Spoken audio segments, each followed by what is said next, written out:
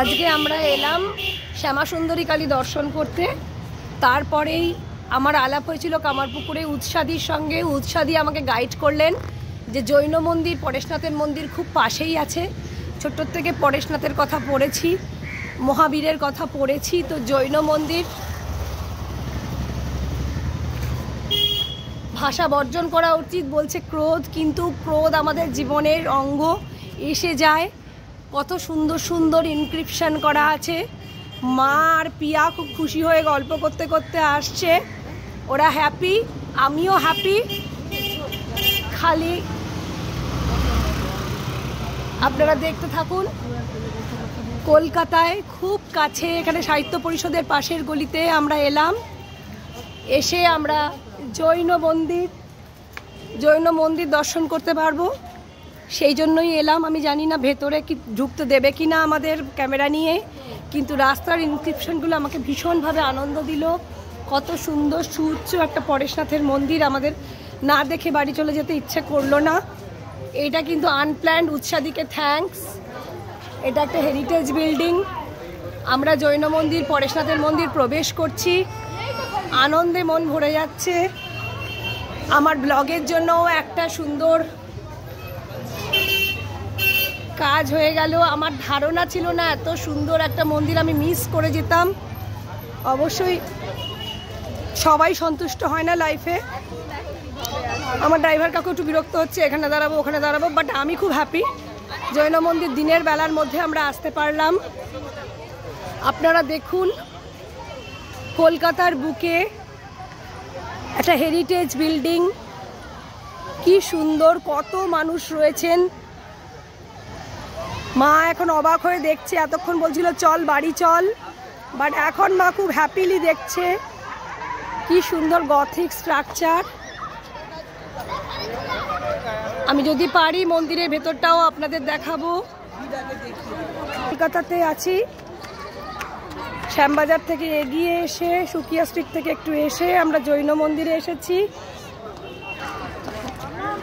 সুস্মিতার সাথে ঘোরানো চ্যানেলে স্বাগত সবাইকে। লাইক করুন, সাবস্ক্রাইব করুন। চ্যানেলটা কিন্তু আমি হঠাৎই খুলে ফেলেছি, আর তাই এখন থেকে প্রত্যেকটা বেড়ানোর ভিডিওতেই আমার চ্যানেলের কথা থাকবে। ভালো করে আমার সাথে যেটুকু পারেন, আমি যতটুকু দেখতে পাই, অন্ধের হস্তি দর্শনের মতো ঈশ্বরের কৃপায় ততটুকুই দেখাবো। কিন্তু আপনারা সাথে থাকলে এই পরিবার বাড়বে। জৈন মন্দির আসতে পেরে ভালো লাগছে। খুব বড় একটা পরিসর, কি সুন্দর। সুস্মিতার সাথে বানানোর চ্যানেলকে আপনারা দয়া করে সাবস্ক্রাইব করুন, শেয়ার করুন, লাইক করুন, অ্যাকনলেজ করুন। আমার রান্নার চ্যানেল ছিল বহুকাল, কিন্তু এই বেড়ানোর চ্যানেলটা আমি খুলেছি জাস্ট। পিয়া নিজের মতো সেলফি তুলে বেড়াচ্ছে, আনন্দ লাগছে ওরও আমারও। দেখা হবে, আমি যদি ঢুকতে পারি ভেতরে, ছবি তুলতে দেয়, আমি নিশ্চয়ই ব্লগে অ্যাড করব। ততক্ষণের জন্য bye. Thank you for watching us.